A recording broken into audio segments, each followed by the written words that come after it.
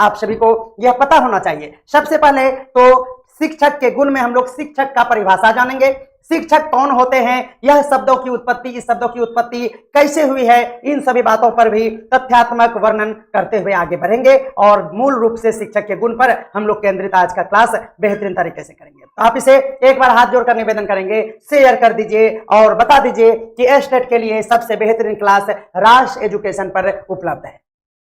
चलिएगा, बात है 14वीं शताब्दी की, तो ध्यान में रखिएगा 14वीं शताब्दी में याद रखना है टीच यानी TEACH, बिल्कुल आप सभी को पता है TEACH, टीच जो कि एक क्या है तो वर्ब है यानी क्रिया है, से उत्पन्न हुआ यह शब्द जिसको हम लोग बोलते हैं शिक्षक, यानी टीच से बना है टीचर। इसका मतलब हुआ कि वह व्यक्ति जो किसी क्षेत्र या शिल्प में नैतिक मार्गदर्शन करेगा, शिक्षा प्रदान करता है, वही शिक्षक कहलाते हैं। बिल्कुल आप सभी इसके शब्दों के उत्पत्ति को देखेंगे तो आप देखेंगे कि शिक्ष और उसमें जुड़ा है क, यानी वैसा व्यक्ति जो कि नैतिक रूप से आपका मार्गदर्शन करे और आपको शिक्षा प्रदान करे, यह दो गुण जिसके अंदर में है वह शिक्षक कहलाते हैं। अंग्रेजी में शिक्षक शब्द की उत्पत्ति पुरानी अंग्रेजी भाषा से हुई है, यह बातें भी आप नोट कर लीजिएगा। संस्कृत शब्दकोश में भी याद रखिएगा, व्याकरण ग्रंथ में यानी संस्कृत डिक्शनरी में शिक्षक को किस तरह से समझाया गया है, पहले इंग्लिश में देख लीजिए, हमारा बायलिंगुअल कंटेंट होता है। One who teaches drive from root word शिक्ष, हमने यही कहा कि यह शिक्ष यानी जिसका अर्थ होता है टीच, इसी से बना हुआ है, यह हमारे संस्कृत में भी वर्णन मिलता है। अगर हम लोग बहुत सारे डिक्शनरी की बात करेंगे तो इसे अलग अलग तरीके से परिभाषित किया है, लेकिन सभी का ओरिजिन यही है, जो रूट वर्ड है शिक्ष, जो टीच यानी टीच कराए यानी पढ़ाए, यानी याद रखना है वह टीचिंग कराएगा या फिर वो इंस्ट्रक्ट करेंगे यानी निर्देश देंगे, मार्गदर्शन देंगे, यही है हमारा टीचिंग यानी टीच धातु से बना हुआ शिक्षक शब्द। याद रखना है यह हमारा रूट वर्ड है जो कि एक क्रिया के रूप में है और नाउन के रूप में इनकी जो शब्द की उत्पत्ति है वह शिक्षक बन गया, यानी उसे टीचर कहने लगे। अगर इंस्ट्रक्ट है तो इंस्ट्रक्टर बोलने लगे। यह बात शब्दों के उत्पत्ति को देखते हुए बनाया गया है। शब्द सागर हिंदी शब्दकोश में भी यानी यह लिखा हुआ है कि शिक्षक जो शिक्षा देता है, शिक्षक जो शिक्षा देता है, इसकी व्युत्पत्ति शिक्षा जोड़ का जो कि एक कृतवाचक प्रत्यय है, आप सभी को यह जानना चाहिए। क्योंकि आप शिक्षक के बारे में विशेष जानकारी प्राप्त कर रहे हैं, ऐसे तो आप सब कुछ शिक्षक के बारे में जानते ही हैं, आप वाकिफ हैं, लेकिन हमारे तथ्यों के आधार पर जो परिभाषाएं बनी हुई है आप उसे नोट करते। सेंट्रल हिंदी डायरेक्टरेट HMHRD और गवर्नमेंट ऑफ इंडिया ने भी यह कहा है कि क्या तो शिक्षक को शिक्षा और क के रूप में दर्शाया गया है, जो आप देख सकते हैं शिक्षा की परिभाषा राजभाषा विभाग भाषा संसाधन में भी इसका ये शब्द का वर्णन आपको देखने को मिलता है। यूनिवर्सिटी के टेक्स्ट बुक में BEd और DLEd के पाठ्यक्रम में भी शिक्षक को यानी शिक्षक के गुण यानी शिक्षक को अच्छे से समझाया गया है। पाठ्य पुस्तक जैसे अगर NIOS पढ़ेंगे, NCERT इग्नू इत्यादि के पुस्तक को अगर देखेंगे तो इस बात की पुष्टि होती है कि शिक्षक शब्द संस्कृत के धातु शिक्ष से बना हुआ है। यानी आपको अगर चैलेंज करना हो कि कहां से उत्पत्ति हुई है तो आप याद रखिएगा संस्कृत के शिक्ष उस धातु से, याद रखना है, यह क्वेश्चन आपसे पूछा जाता है। और क जो है उसमें प्रत्यय कर्तावाचक को बताता है और इसीलिए शिक्षक को हम लोग कर्ता दैट इज नाउन के रूप में देख पाते हैं। तो इस तरह से आपने देखा कि शब्दों की उत्पत्ति किस तरह से हुई है, यानी शिक्षक शब्द की उत्पत्ति का आपने देखा आधार और उसका मूल रूप। धातु आपको याद हो गया होगा, शिक्ष धातु से बना हुआ है, आपको ध्यान में रखना है शिक्ष धातु से बना हुआ है और इसमें को एक कर्ता के रूप में कर्तव्यवाचक बिल्कुल ध्यान में रखना है, यह आपको याद हो गया। अगर याद हो गया तो अब हम लोग डायरेक्ट वहीं आएंगे जो कि हमारे सिलेबस में दिया हुआ गया है, वह है शिक्षक नहीं बल्कि शिक्षक के गुण। तो ध्यान में रखना है अगर quality of a good teacher यानी एक अच्छे शिक्षक के क्या क्या गुण होंगे तो उसमें सबसे पहली बातें आती हैं कि शिक्षक में उनके बौद्धिक गुणों का सबसे ज्यादा प्रबल स्टोरेज होना चाहिए। शिक्षक में बौद्धिकता होनी चाहिए, उनके अंदर में बौद्धिक गुण का समावेशन होना चाहिए। क्वेश्चन भी पूछा गया है PYQ में, जो पूछा गया एस्टेट में वह पूछा गया, क्या क्वेश्चन पूछा गया, a teacher must have good command over the subject matter. Question पूछा गया, शिक्षक को विषय वस्तु पर अच्छा अधिकार होना चाहिए। किस तरह का यहाँ पर आपको दिया गया है कि शिक्षक को कौन कौन से विषय वस्तु का ज्ञान होना चाहिए, बताइएगा। तो ध्यान में रखना है, मूल रूप से जो आपके ऑप्शन में छपते हैं वो उसको हम यहाँ पर मेंशन कर दिए हैं। ये पॉइंट आपको ऑप्शन में देखने को मिला और आगे भी मिल सकता है, तो आप इसे रट जाइए। अगर बौद्धिक गुण की बात करेंगे, यानी अगर हम इंटेलेक्चुअल क्वालिटी ऑफ टीचर्स की बात करें तो उनके लिए इंटेलेक्चुअल में आएगा विषय का ज्ञान, यानी सब्जेक्ट नॉलेज होना चाहिए शिक्षक में बेहतरीन। दूसरा कि शिक्षक में तार्किक सोच होना चाहिए, यानी उनके पास लॉजिकल थिंकिंग होना बहुत बहुत जरूरी है। यही नहीं, स्पष्ट प्रस्तुति भी जरूरी है। क्लियर प्रेजेंटेशन अगर नहीं होगा तो शिक्षक का ज्ञान उसके अंदर में ही रह जाएगा, बच्चों के सामने उन्होंने चूंकि प्रदर्शन नहीं कर पाया। आप देखे होंगे बहुत सारे शिक्षक बहुत ज्यादा विद्वान है लेकिन वह समझा नहीं पाते हैं। क्यों? क्योंकि उनको स्किल नहीं है प्रेजेंटेशन करने का। हम इसी डाटा को अगर हम विषय वस्तु को जैसे तैसे इंग्लिश को ब्रैकेट में ना दें और इस तरह से आपको सजा कर ना लिखें, यहां पर एक वर्ड ही छोड़ दें अगर कि वो PYQ लिखना छोड़ दें, तो बेस्ट एग्जांपल क्या है ये समझ में नहीं आया। यानी आपको, यानी टीचर के नाते एक प्रेजेंटेशन का कौशल होना बहुत ही जरूरी है। यही नहीं, उनको ज्ञान का विस्तार यानी नॉलेज अपग्रेडेशन की भी क्षमता होनी चाहिए। यानी अगर आप कोई चीज जान रहे हैं, कोई कॉन्सेप्ट को जान रहे हैं और उसके लिए और भी आपको उस नॉलेज को अपडेट करते रहना चाहिए। आप ढूंढते रहिए कि क्या हमने जो कॉन्सेप्ट पढ़ाया, सपोज कर लीजिए कि न्यूटन का लॉ हमने पढ़ाया, तो न्यूटन के लॉ में किताब में 2 एग्जांपल सपोज कीजिए दिया हुआ है, लेकिन आप उसमें अपडेट कीजिए, कुछ ऐसा ट्रिक बनाइए, कुछ ऐसा एग्जांपल दीजिए जिससे कि क्लास का एनवायरनमेंट भी क्या हो, खुशनुमा हो जाए, सुखद हो जाए, ट्रिकी हो जाए। यह सभी बातें किस पर आधारित है? तो याद रखना है वह है हमारा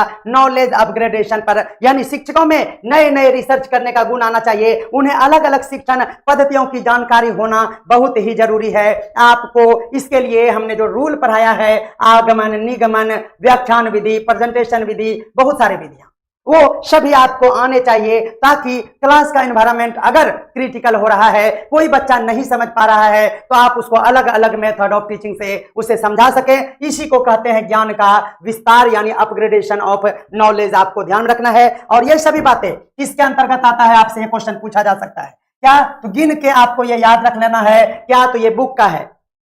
विषय का ज्ञान किसके अंदर आएगा, बोलिएगा कमेंट करके। यस सर, बौद्धिक गुण यानी इंटेलेक्चुअल क्वालिटी में आएगा, ऑफ टीचर में आएगा। अगर कोई टीचर तार्किक सोच करता है तो भी उसे बौद्धिकता के अंतर्गत देखेंगे। अगर कोई स्पष्ट प्रस्तुति करता है यानी क्लियर प्रेजेंटेशन उसे आते हैं, तो याद रखना है वो भी बौद्धिकता के अंतर्गत आएगा। ज्ञान का विस्तार यानी कोई रिसर्च या फिर शिक्षण पद्धति को हम लोग अगर यूज करते हैं तो वह भी आता है किसके अंदर, कमेंट करिएगा, जल्दी से बताइएगा किसके अंतर्गत होगा, बताइएगा। दूसरी कला यानी दूसरा गुण आपको नोट करना है, वह है हमारा बौद्धिकता के बाद वह है हमारा व्यवसायिक गुण, यानी प्रोफेशनल क्वालिटी भी आपके अंदर में होनी चाहिए। व्हाट इज प्रोफेशनल क्वांटिटी या क्वालिटी, यानी व्यवसायिक गुण क्या होते हैं, उससे पहले हम आपको यह बताना चाहेंगे कि प्रीवियस ईयर में इस टॉपिक से भी क्वेश्चन पूछे गए। प्रीवियस ईयर में क्या पूछा गया, देखिएगा, which of the following is not a professional quality of teachers. आप बताइएगा प्रोफेशनल क्वालिटी में जो पॉइंट हम यहां पर दे रहे हैं, इसके अलावा अगर एक पॉइंट इधर वाला ऑप्शन में दे देगा तो इसका आंसर तो यही होगा। आपसे पूछा गया है निम्नलिखित में से कौन जो है शिक्षक के पेशेवर गुण, यानी व्यवसायिक गुण को पेशेवर गुण भी कहेंगे और पेशेवर गुण के अंतर्गत नहीं आता है। तो सबसे पहले आपको पेशेवर गुण का लिस्ट तो याद होना चाहिए। पेशेवर मतलब क्या हो गया, तो याद रखिएगा कक्ष का प्रबंधन करने आना। सबसे पहला आप नोट कर लीजिए, इसको डायरी में अच्छे से नोट करते चलिए, शॉर्ट नोट्स बनाइए। नोट्स नहीं बनाना है, शॉर्ट नोट्स बनाना है। क्या करना है उसमें, तो आपको बस इतना सा लिखना है कि कक्षा प्रबंधन यानी क्लासरूम का मैनेजमेंट शिक्षक का किस गुण को निर्धारित करता है। तो आपको ध्यान में रखना है कक्षा का प्रबंधन पेशेवर गुण को, व्यवसायिक गुण को, प्रोफेशनल क्वालिटी को दर्शाता है। यह बातें आपको याद रखना है। यही नहीं, शिक्षण कौशल यानी टीचिंग स्किल को भी देखिए, हमने इधर देखा क्या, तो याद रखना है इधर हमने क्या देखा, यहां पर देखिए कहीं भी टीचिंग स्किल नहीं है। यानी आपको ध्यान में रखना है, सबसे ज्यादा कंफ्यूजन होता है कि टीचिंग स्किल जो है वह आपको याद रखना है प्रोफेशनल क्वालिटी है किसी शिक्षक का। कक्षा का प्रबंधन, आंख बंद करके सोचिए, कक्षा का प्रबंधन करना है, क्लासरूम को मैनेज करना है, इधर वो बैठेगा उधर वो बैठेगा, रोज छोड़वा के साथ छोड़िया बैठती है, ये बातों को भी ध्यान में रखना पड़ता है। कौन बच्चा बार बार पीछे चला जा रहा है, यह सब भी बातों पर ध्यान देना होता है। बार बार किसी बच्चे को अगर पिछले बेंच पर जाना पड़ रहा है तो आपको मैनेज करना होगा। कहीं ऐसा तो नहीं है कि कोई दबंग बच्चा उसे जबरदस्ती पीछे भेज देता है ना। तो ये सभी बातों को कक्षा का प्रबंधन करना एक पेशेवर गुण के अंतर्गत आता है। यह बातें आपको ध्यान रखना है, याद रखना है। शिक्षण कौशल में आप ये कक्षा का प्रबंधन आपको समझ में आ गया होगा। उसी तरह से शिक्षण कौशल की बात करेंगे। शिक्षण कौशल टीचर्स के लिए बहुत ही जरूरी है। एक शिक्षक को क्या चाहिए, शिक्षण कौशल में पाठ योजना बनाकर आइए। ये नहीं कि आप कहते जाओ सरकारी स्कूल का मास्टर है, हम क्या पढ़ाएंगे बच्चा, बस चल दिए मुंह उठा के, कोई भी टॉपिक का प्रिपरेशन नहीं किए और बच्चा को 4 क्वेश्चन पूछ के अपना रील्स देख रहे हैं। ये नहीं होना चाहिए। एक पाठ योजना तैयार करना चाहिए। अगर बच्चे 4 ही आए हैं फिर भी आप उसे बेहतरीन तरीके से पढ़ाइए। एक आप प्लान बनाइए और आप दिखाइए कि हमने तो पूरे शिद्दत से एक भी बच्चे को आया है, ताकि वो सबूत के तौर पर आपका गुणगान कर सके। बिल्कुल यही होता है शिक्षक के कौशल में कि आप एक क्या बनाइए, तो पाठ का योजना बनाइए, जिसको प्लानिंग लेसन आपको बीएड में भी सिखाया जाता है। आपको ध्यान में रखना है समय का प्रबंधन बहुत ही अच्छे तरीके से आना चाहिए। बिल्कुल आपको यह याद रखना है कि समय का प्रबंधन एकदम होना चाहिए। आपको यह निर्धारित करके आना चाहिए कि अगर हमारा 40 मिनट का पीरियड है तो हम 30 मिनट में अपना व्याख्यान विधि के तहत व्याख्या करेंगे और 10 मिनट हम इवेल्युएशन करेंगे। कौन बच्चा क्या क्या सीखा, किसको कौन सी परेशानियां हो रही है, इसका मूल्यांकन करेंगे हम लोग। तो याद रखना है समय प्रबंधन भी यानी टाइम मैनेजमेंट भी बहुत जरूरी है और विविध विधियों का उन्हें ज्ञान होना भी जरूरी है, यानी छात्रों के प्रगति की उचित मूल्यांकन। ये नहीं, चलिए डाइवर्स मेथड याद रखना है, आपको आना चाहिए। इसके साथ ही आपको मूल्यांकन करने भी आना चाहिए। अगर हम प्रोफेशनल क्वालिटी की बात करें तो आपको ध्यान में रखना है मूल्यांकन का कौशल यानी असेसमेंट आपको स्किल आना चाहिए। छात्रों के प्रगति की उचित मूल्यांकन करना जरूरी है और उचित मूल्यांकन की एक प्रक्रिया होती है। उस प्रक्रिया को आप अच्छे से ध्यान में रखिएगा तो ही आप उचित मूल्यांकन कर सकते हैं। आपको अलग अलग तरीके से प्रश्न पूछने आना चाहिए। यह नहीं कि आप लॉन्ग डिस्क्रिप्टिव क्वेश्चन पूछ दिए और बच्चे उसी में उलझकर 35 मिनट बर्बाद कर दिए। नहीं, उनको एक क्वेश्चन वन लाइनर से, एक question fill in the blank से, एक क्वेश्चन एमसीक्यू से, एक क्वेश्चन शॉर्ट टाइप, एक वेरी शॉर्ट टाइप, इस तरह से आपको क्वेश्चन अरेंज करके बच्चों का मूल्यांकन करना चाहिए। यही नहीं, आपको डेली एक क्वेश्चन पूछने का आदत डालना चाहिए, वीकली टेस्ट लेना चाहिए, मंथली टेस्ट होना चाहिए, क्वार्टरली टेस्ट होना चाहिए और इस तरह से एक शिक्षक को यह अरेंज करना चाहिए कि बच्चों को मूल्यांकन प्रक्रिया में जो रुचि हो उसका भी ख्याल रखना शिक्षक का मूल्यांकन कौशल के अंतर्गत आता है। आईसीटी का उपयोग यानी यूज ऑफ आईसीटी यह भी आना चाहिए, जैसे कि स्मार्ट बोर्ड पर आप कैसे क्लास देंगे इसकी भी जानकारी होना चाहिए। वीडियो कॉन्फ्रेंसिंग के जरिए ऑनलाइन प्लेटफॉर्म पर आप किस तरह से पढ़ाएंगे इसकी भी जानकारी होना चाहिए। आईसीटी का एग्जाम है मेरा बीएड का 22 जुलाई को। आईसीटी का, ठीक है, आईसीटी का हम आपको कंटेंट प्रोवाइड करा देंगे, बिल्कुल चिंता नहीं करना है। चलिएगा, अगला है हमारा नैतिक गुण। अब आप सोच के देखिए, नैतिक गुण यानी मॉरल एंड इथिकल क्वालिटी क्या होना चाहिए। आप सोचेंगे तो आपको समझ में आ जाएगा। मॉरल बात हो या इथिकल बात हो तो सबसे पहले शिक्षक में ईमानदारी होनी चाहिए। इस पर कोई विशेष बातें नहीं करेंगे, आप सभी जानते हैं। याद रखना, न्यायप्रियता होनी चाहिए यानी फेयरनेस होना चाहिए। किसी के साथ भेदभाव की क्रियाएं शिक्षक को शोभा नहीं देता है या बिल्कुल अशोभनीय बातें होंगी अगर कोई न्यायप्रियता यानी फेयरनेस अपने अंतर नहीं लाते। याद रखना है, एक विश्वसनीयता भी होना चाहिए, ट्रस्टवर्दीनेस होना चाहिए, यानी आप अगर शिक्षक है तो शिक्षक में सबसे ज्यादा होना चाहिए क्या, तो विश्वसनीयता। इस बातों को भी आप अच्छे से समझ पा रहे होंगे। और दूसरा सबसे मूल बातें हैं, अनुकरणीय आचरण होना चाहिए। ऐसा आचरण जो कि विद्यार्थी देखकर सीखे। आप अगर नहा धोकर आ रहे हैं, आपका हेयर स्टाइल भी सुलझा हुआ है तो बच्चे भी उससे ज्ञान लेंगे। ऐसा नहीं कि आप पागल जैसा आ गए, आप सेविंग नहीं किए, आप टी शर्ट पहनकर आ गए, आप फॉर्मल कपड़ा नहीं पहनकर ट्राउजर पहन के क्लासरूम चले गए। तो याद रखना है, यह सभी आचरण को अनुकरण किया जा सकता है और अनुकरणीय आचरण आपके टीचिंग में यानी टीचर्स को बहुत ही ज्यादा वैल्यू देना चाहिए। आप अगर मार्केट में कहीं पर कोई गलत एक्टिविटी कर रहे हैं, जैसे कि आप तंबाकू खा रहे हैं या फिर कोई भी मद्यपान कर रहे हैं और बच्चे देख रहे हैं, किसी के साथ आप भ्रमण कर रहे हैं, आप अनेक तरह की क्रियाकलाप कर रहे हैं जिससे कि परेशानियां होती है, अनुकरण करके बच्चा भी उस चीज को सीखेगा और कक्षा में जब आप डांटेंगे तो सर अपना करते हैं नहीं पता है और हमको डांट रहे हैं, तो ऐसा व्यवहार बिल्कुल नहीं करना चाहिए जो कि बच्चे अनुकरण करके बच्चों में भी गलत आचरण हो जाए। यानी स्वयं के आचरण से ही छात्रों को प्रेरणा देना चाहिए। आप को हमने एक कहानी सुनाया था ना कि वो आचरण गांधी जी ने यह अपने लेख में समझाया है कि उन्हें जिस चीज की आदत थी उस आदत को अगर कोई बच्चा कहता है कि यह नहीं छोड़ता है, आप इसको समझा दीजिए, तो याद रखना अगर वो गुण पहले शिक्षक भी उस चीज को कर रहे हैं तो सबसे पहले शिक्षक को छोड़ने का प्रयास करना चाहिए। और शिक्षक जब उस आदत को अपने अंदर से दूर भगाते हैं तभी उनको उपदेश देना चाहिए। ऐसा नहीं कि आप तंबाकू खा रहे हैं और किसी को डांट रहे हैं कि तुम क्यों तंबाकू खा रहा है। आप सिगरेट पी रहे थे कल मार्केट में और कोई बच्चा को आप समझाना चाह रहे हैं कि बच्चा सिगरेट नहीं पीना चाहिए, तुम्हारा अभी उम्र नहीं हुआ, क्या टीचर का उम्र हो गया था। यह बातें अनुकरणीय आचरण के अंतर्गत आता है और यह भी सबसे ज्यादा जरूरी है। बिल्कुल आपको ध्यान रखना। क्वेश्चन पूछा जाएगा आपसे, क्या क्वेश्चन पूछा जाएगा? अनुकरणीय। आपसे पूछा जाएगा एक आदर्श शिक्षक होना चाहिए। क्या होना चाहिए? देखिए बिहार स्टेट 2020 में यही इतना सा क्वेश्चन पूछ लिया गया और आपको कैसा होना चाहिए यहां पर ऑप्शन में दिया हुआ है। ईमानदार होना चाहिए, न्यायप्रिय होना चाहिए, विश्वसनीयता, अनुकरणीय आचरण। इसमें और भी कोई उल झलूल दे देगा तो आपको ध्यान में रखना है ये सभी आपके ऑप्शंस सही होंगे। अगर हम लोग भावनात्मक गुण की बात करें यानी इमोशनल क्वालिटी ऑफ टीचर्स की बात करें तो याद रखना इससे भी क्वेश्चन पूछा गया है।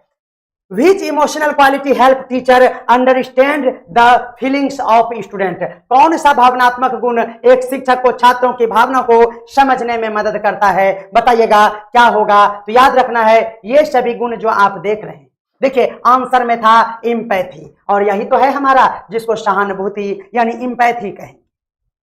देखिए ये क्वेश्चन था और ऑप्शन में यही दिया हुआ था, आंसर होता इम्पैथी। और हम आपको इम्पैथी ही नहीं बल्कि आपको 1 2 3 4 बातें याद करने के लिए हम कह रहे हैं। बोलिए आप इसे नोट करके याद करेंगे, यस और नो। जल्दी से बताइएगा। आपको ये 4 ऑप्शन, एक ऑप्शन इम्पैथी आपको पूछ दिया गया है 2020 के एस्टेट में, तो आप बताइएगा। तो इम्पैथी यानी सहानुभूति होना चाहिए। किसी भी बच्चों के दर्द को, उनकी समस्या को समझना और उसके साथ सहानुभूतिपूर्ण व्यवहार करना एक अच्छे शिक्षक का सबसे प्रमुख कर्तव्य है, गुण भी है। सबसे जरूरी बात है कि शिक्षक में धैर्य होना चाहिए, पेशेंस होना चाहिए, पेशेंसलेस नहीं होना चाहिए, आपा नहीं खोना चाहिए। यह बातें भी आप समझते होंगे, इस पर भाषण देने की कोई जरूरत नहीं है। भावनात्मक स्थिरता भी होनी चाहिए, सबसे ज्यादा जरूरी है आजकल भावनात्मक स्थिरता। आप इमोशनल होकर किसी बच्चों का ज्यादा मदद कर दे रहे हैं, इससे भी हमारे क्लासरूम में निगेटिव एनवायरनमेंट हो जाएगा।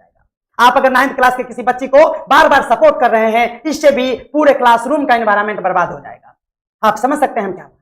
एक शिक्षक को याद रखना है अगर भावनात्मक स्थिरता नहीं होगा, उसके अंतर्गत इमोशनल स्टेबिलिटी नहीं होगी, तो भी शिक्षक का यह गुण नहीं होगा। आप देख रहे हैं चिलचिलाती धूप में कोई बच्ची घर जा रही है, फिर भी आपको स्थिरता रखना है, उसे दे देना चाहिए लिफ्ट।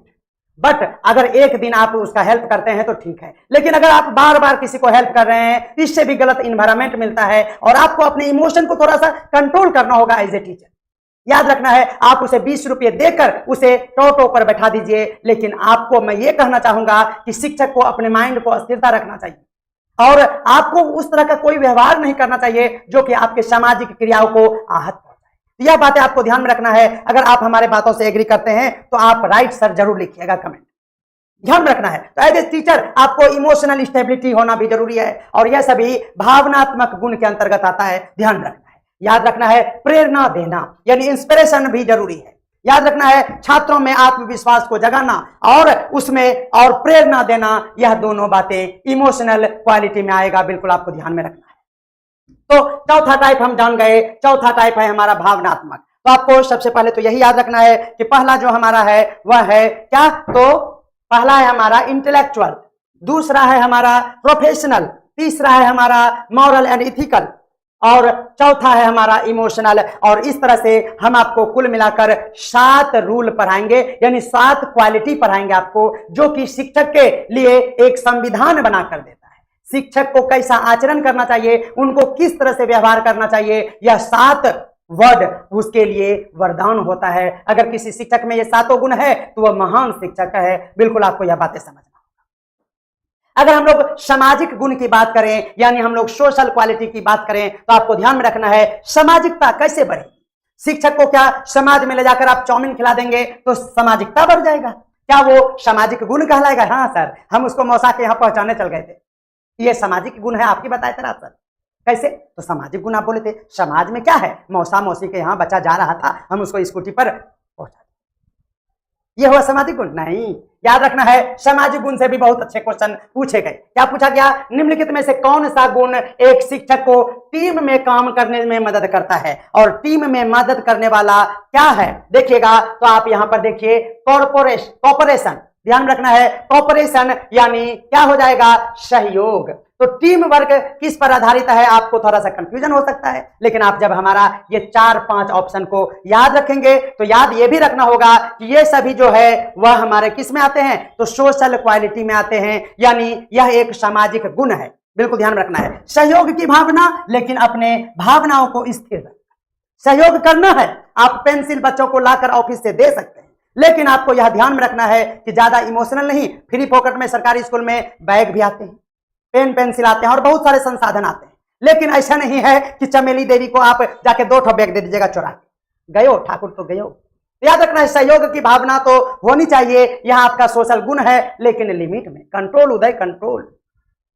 याद रखना है, नेतृत्वकर्ता के रूप में आप शिक्षक को देखते हैं, वह नेतृत्व करते हैं, उसके कहने पर बच्चे उसके अनुसार चलना, बोलना, ढलना सीख जाता है, तो आप उसे अच्छे नेतृत्वकर्ता कहेंगे। और एक टीचर के अंदर में लीडरशिप का गुण होना बहुत ही जरूरी, ठीक है। याद रखना है, कम्युनिकेशन भी उनका अच्छा होना चाहिए। है गए, जैसे मेरे जैसा नहीं बोलना चाहिए, जैसे हम बोले छोड़िया छोड़वा, ऐसा नहीं बोलना चाहिए। इसके लिए माफी चाहेंगे, थोड़ा सा हम विपरीत हैं, सभी हो जाते हैं, लेकिन यह बातें भी आपको ध्यान में रखना है। क्या? तो आपके अंदर में एक कम्युनिकेशन होना चाहिए। याद रखना है, रे बेटे कहने से बढ़िया है आप उसे आप कह के संबोधित करें। बाबू सोना कहने से नहीं काम चलेगा, आप स्टैंडर्ड लैंग्वेज, आपके अंदर में कम्युनिकेशन स्किल, संवाद का ऐसा कौशल होना चाहिए जिससे कि बच्चों को लगे कि हाँ, हमारे शिक्षक हमारे साथ अनुशासित रूप से एक सहानुभूतिपूर्ण व्यवहार करें। ध्यान रखना है, अनुशासित तरीका होना चाहिए, यह नहीं कि किसी बच्चे के कंधे पर हाथ धर के आप चल दिए रोड तक, नहीं, ऐसा नहीं। इमोशन को कंट्रोल करना सबसे ज्यादा शिक्षक को जरूरी है, यह बातें बिल्कुल ध्यान में रखना है।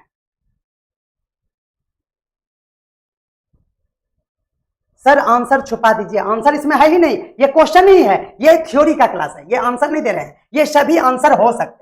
हमने आपको कहा यह क्वेश्चन नहीं है, यह क्वेश्चन पूछा गया है, या निम्नलिखित में से कौन सा गुण एक शिक्षक को टीम में काम करने के लिए मदद करता है, तो यह हमारा इतना ऑप्शन सही हो सकता है। तो याद रखना है, उसमें एक ऑप्शन था हमारे प्रीवियस ईयर के क्वेश्चन। यह बातें हम आपको, बीपीएससी का भी हम आपको क्लास देते हैं, सुबह आपको जीएस का क्लास चलता है, और बीपीएससी के लिए भी अलग अलग बैच हमारे एप्लीकेशन पर चल रहा है। यूट्यूब पर समय के अभाव के कारण आ नहीं पाता है, लेकिन हमारा बहुत सारा कोर्स चल रहा है। आप हमें कॉल कर लीजिए किसी भी विशेष जानकारी के लिए, 9525175737, जिस पर डायरेक्ट हमसे आप बातें कर सकते हैं। यह हमारा ही नंबर है, वो भी पर्सनल नंबर, ठीक है। चलिएगा, तो हम आपको यह कहना चाह रहे थे कि सहयोग की भावना होनी चाहिए, लीडरशिप की भावना, संवाद यानी कम्युनिकेशन स्किल भी उनका अच्छा होना चाहिए, और एक सबसे ज्यादा जरूरी है लोकतांत्रिक दृष्टिकोण। इसे हम नहीं समझ पाते हैं, लोकतांत्रिक यानी डेमोक्रेटिक एटीट्यूड होना चाहिए किसी भी शिक्षक में, यानी छात्रों की राय लीजिए और सम्मान दीजिए। जिस तरह से हम आपको ऑब्जेक्टिव का क्लास कराते हैं, तो कोई क्वेश्चन अगर हमारे द्वारा गलत बताया जा रहा है तो हम एक्सेप्ट करते हैं और यह भी बताते हैं कि स्टार लगाया जाए। अगर सभी जोर कर रहे हैं कि 7 का सी होगा और मेरे नॉलेज में उसका आंसर डी है, और हम इस पर रिजिट नहीं होते, आपको हम कहते हैं इस क्वेश्चन को स्टार लगा लीजिए, यानी आपका हम फीडबैक लेते हैं। आप सुधार करवाना चाहते हैं, हम सुधार करते हैं। क्वेश्चन बाइलिंगुअल होता है, ऑप्शन आसान होते हैं, आप कहते हैं आंसर सबका एक ही हो रहा है। इन सभी बातों को हम देखते हैं, ध्यान से। लाइब्रेरी का क्लास आपको बेहतरीन टाइम टेबल वर्तमान समय में मिल जाता है, आप व्हाट्सएप पे जुड़ के आप टाइम टेबल जान लीजिएगा, 9525175737। इस पे सबसे पहले आप ग्रुप ज्वाइन कर लीजिए सभी लोग, है ना। और आपको अभी वर्तमान में सुबह 7 बजे राइट टाइम हो गया है, आपको जीएस का क्लास मिलता है जिसमें 8 सब्जेक्ट पढ़ाते हैं। दूसरा क्लास आपको 10 बजे मिलता है वर्तमान में, इसमें एसटेट का क्लास आता है और वो आता है थ्योरी। याद रखना है, ये सिर्फ और सिर्फ थ्योरी का क्लास कर दिए हैं ऑन डिमांड, और इसी में अभी 1 से 2 दिन के अंदर में आपको मिलेगा 1 बजे क्लास, 12 या 1 बजे आपको क्लास मिलेगा एसटेट का एमसीक्यू से। ये आप स्क्रीनशॉट ले लीजिए और इसे प्रयास करेंगे कि ना बदलें। रात में 8:30 में आपको मिलता है लाइब्रेरी साइंस का थ्योरी क्लास, और आपको छठा क्लास मिलेगा रात को 10 बजे। ध्यान में रखना है, यह हो जाएगा MCQs लाइब्रेरी साइंस। लेकिन ये थोड़ा बहुत इधर उधर हो जाता है तो आप इसे नोट कर लीजिएगा और ये प्रयास करेंगे ये जल्दी शुरू हो। आपको ध्यान में रखना है, यूनिट वाइज आपके लिए एक विशेष अनाउंसमेंट है। आप देखिएगा, आपको एक अनाउंसमेंट हम करा के बता रहे हैं, ध्यान में रखिए। क्या है? Big announcement. 21 तारीख से यानी 21 जुलाई से यूनिट वाइज यानी आपको कुल मिलाकर हम 7 यूनिट पढ़ाएंगे, ठीक है। तो 7 यूनिट में आपको प्रत्येक में 2-2 चैप्टर है, किसी में 3 भी चैप्टर है, यानी 7 दूनी 14, 15, 16 चैप्टर है 7 यूनिट में। ये किसमें है तो याद रखिएगा, आप मेरे बुक के अनुसार चलेंगे, ठीक है। मेरे बुक में आपको देखने को मिलेगा 7 यूनिट और 2 या 3 चैप्टर करके टोटल 16 चैप्टर है हमारे बुक में। और 21 जुलाई से ध्यान में रखना है, 21 जुलाई से यानी आपको मंडे से ध्यान में रखना है, रात के 8 बजे क्या हो जाएगा? यूनिट वाइज थ्योरी का क्लास। और यह हम प्रयास करेंगे कि यह यूनिट वाइज जल्दी से आपको पूरा यूनिट पढ़ा। और ध्यान रखना है, आपको जो बुक मिल रहा है ना, कमाल की बात है तो यह है कि जो हमारा बुक आ रहा है लाइब्रेरी साइंस का, उसमें आपको हर यूनिट का QR कोड मिला हुआ है YouTube का, ठीक है। आप इसे स्कैन करेंगे किससे? तो गूगल पे जाकर। गूगल में लेंस इस तरह बना हुआ रहता है ना, ये सर्च बॉक्स में यहां पर सर्च करने का ऑप्शन आता है, यहां से इसे स्कैन करेंगे, आप डायरेक्ट वीडियो देख पाएंगे। यूनिट का पूरा वीडियो आपको 1, 2, 3, अगर 7 वीडियो है तो 7 वीडियो आपको इसी स्कैन करने पर मिल जाएगा। ये यूनिट 1 के लिए अलग QR कोड है, यूनिट 2 के लिए अलग QR कोड है, सभी यूनिट का अलग अलग QR कोड है। इसमें जो भी अपडेट किए होंगे बुक में वो सारा वीडियोज आपको समय समय पर मिलते रहेगा, याद रखना है। और मात्र इसका अभी प्राइस चल रहा है 350। इसमें आपको स्पीड पोस्ट से आपको मिलेगा, अभी मार्केट में उपलब्ध नहीं है। आप इंक्वायरी के लिए हमारे नंबर पर कॉल कर लें। और ये प्री बुकिंग चालू है, जल्दी से आप फोन पे या गूगल पे करके आप इसे ऑर्डर कर सकते हैं। आप अपना स्क्रीनशॉट भेज दीजिएगा और एड्रेस पिन कोड के साथ आप, तो आपको मिल जाएगा यह बुक। किस समय पर लाइब्रेरी का क्लास होता है आपको ये मिल गया जानकारी, ठीक है। चलिएगा, तो ये हमारा क्या था? इंफॉर्मेशन था, बिल्कुल आपको ध्यान में रखना है। यह बातें हम लोग 5वें गुण को देख लिए। अब हम लोग चलते हैं अगला गुण। क्या है हमारा अगला गुण होना चाहिए जो टीचर्स में होना चाहिए? वह रचनात्मक और नवाचार से जुड़े हुए गुण होना चाहिए। ये 6ठा नंबर टीचर का गुण है। हर टीचर में क्रिएटिव और इनोवेटिव क्वालिटी होना बहुत ही जरूरी है। क्वेश्चन पूछा गया, इनोवेशन इन टीचिंग अप्रूव्स, यही सिर्फ पूछ लिया गया आपसे, ध्यान में रखना है, सिर्फ आपसे यही पूछ लिया गया, innovation in teaching improves. Answer क्या होता? आपका लर्निंग होता। क्यों होता? आप यहां पर देखिए, रचनात्मक एंड नवाचार यानी क्रिएटिव एंड इनोवेटिव में आपको सबसे पहले रचनात्मक शिक्षण का कौशल होना चाहिए। अगर क्रिएटिविटी होना चाहिए आपके टीचिंग एप्टीट्यूड में, टीचिंग स्टाइल में, तो ध्यान में रखना है क्या होना चाहिए? तो कहानियों के माध्यम से आप बच्चों को समझाइए और उनको रिझाइए ताकि उनको मजा आए पढ़ने में, जिसे हम आपको बताते। गतिविधियां यानी एक्टिविटीज कराइए और प्रयोग के माध्यम से पढ़ाना चाहिए। अगर आप ऐसा क्रियाकलाप अपनाते हैं, कोई टीचर आपसे क्वेश्चन इस तरह का सीटेट में पूछा जाता है, क्या पता है स्टेट भी उस पैटर्न को फॉलो करे। क्या पूछा जाता है तो ध्यान रखना है, कोई शिक्षक है अनीता बबीता यह कहती कि बबीता बच्चों को कहानियां सुनाती, वह कहानियों से प्रेरणा देती है और इस तरह से वो उदाहरण के रूप में बच्चों को सिखाती है। यह शिक्षक के किस गुण को इंगित करता है बताइएगा। तो ध्यान रखना है, कहानियां सुनाना जो है वह रचनात्मक या फिर नवाचार से संबंधित गुण है। क्रिएटिव एंड इनोवेटिव क्वालिटी है टीचर का यह बातें। गतिविधि करना समझ सकते हैं कि आप रचनात्मक है। अगर प्रयोग करते हैं तो भी यह रचनात्मक है। याद रखना है, अगर कोई टीचर समस्याओं को हल करते हैं, प्रॉब्लम सॉल्विंग एटीट्यूड है किसी में, शिक्षण समस्याओं को समाधान निकालने के लिए प्रेरित करते हैं, तो यह भी शिक्षक के नवाचार और रचनात्मक गुण के अंतर्गत है। ध्यान रखना है, शिक्षा में विविधता यानी डाइवर्सिटी इन टीचिंग का भी होना बहुत ही जरूरी है। सीखने की विभिन्न शैलियों को समझना चाहिए, समझाना चाहिए। यह बातें नवाचार और रचनात्मक में आएगा, बिल्कुल ध्यान रखें। और सबसे अंतिम बातें जो शिक्षक के लिए सबसे ज्यादा जरूरी है, आजीवन सीखने की प्रवृत्ति टीचर के अंतर्गत होना चाहिए। टीचर में सीखने की कला होना चाहिए। अगर कोई बच्चा रिजिट होकर कहता है सर इसका आंसर ये होगा, तो जरूर टीचर को उस पर विचार करना चाहिए, उसका इवेल्युएशन करके उनको आंकना चाहिए और अपने नॉलेज को इन्हांस करना चाहिए। और अगर आप गलत थे कल के क्लास में, तो आप एक्सेप्ट कीजिए कि वो कल जो हम पढ़ा रहे थे वह गलत था और हम तुमसे बहुत कुछ सीखते हैं, थैंक यू। ये नहीं कि तुम अपने आप को काबिल समझता है जी, हम पढ़ा रहे हैं चुपचाप पढ़ो, और बाद में उसको उल्लू पढ़ा रहे हैं, बाद में उसको पॉलिश कर रहे हैं, जस्टिफाई कर रहे हैं खुद को। हम भी ठीक थे, तुम्हारा भी ठीक था, लेकिन तुम मेरा बात मान लेता तो क्या दिक्कत था, हम भी वो भी ठीक है, जबकि वो एकदम नहीं ठीक। कल जो आप पढ़ाए थे वो बिल्कुल गलत था, लेकिन टीचर कहते हैं कि कल भी जो पढ़ाए थे वो भी ठीक था, तुम्हारा भी बात नहीं। आप गलत थे यानी टीचर गलत है, एक्सेप्ट करते हैं कि कल हम गलत पढ़ा दिए थे, आज हम सही पढ़ा रहे हैं। क्यों? क्योंकि हम अध्ययन करके आए। और तुम कोई भी क्वेश्चन आप पूछेगा हम बता देंगे। आजीवन सीखने की प्रवृत्ति होना चाहिए। और हम पूछना चाहेंगे कि प्रियंका शाह से, जी हाँ, प्रियंका शाह जी से पूछना जरूर चाहेंगे कि क्या ये गुण तो मेरे अंदर में है। पहले जो हम बता रहे थे कि शिक्षण की जो कला होती है उसमें उस दिन मेरा कोई गुण मैच नहीं कर रहा था, लेकिन आज हम आपसे जरूर पूछना चाहेंगे कि आजीवन सीखने की प्रवृत्ति, लाइफ लॉन्ग लर्निंग ओरिएंटेशन हमारे अंदर में है। बिल्कुल 100 नहीं, 110% शुद्ध रूप से। आपसे PYQ में पूछा गया निरंतर व्यवसायिक विकास क्या करता है? What does continuous professional development, जिसको हम लोग CDP नहीं CPD कहते हैं। क्या कहते हैं? तो C for continuous, P for professional और D फॉर डेवलपमेंट यानी CPD यानी CDP का ये क्या है? गोतनी है। ध्यान याद रखना है। इसमें क्या कहा जाता है? कंटिन्यूअस प्रोफेशनल डेवलपमेंट से संबंधित है कि वह अपने जीवन में आजीवन सीखते हैं। बिल्कुल आपको ध्यान रखना है। यानी शिक्षक अगर आजीवन अधिगम करते हैं, लर्निंग प्रोसेस से होकर गुजरते हैं, कोई टीचर पढ़ के ही पढ़ाता है लेकिन बेहतरीन पढ़ाता है, इसका मतलब है कि वह कोई पाप नहीं करता। बिल्कुल सिंपल।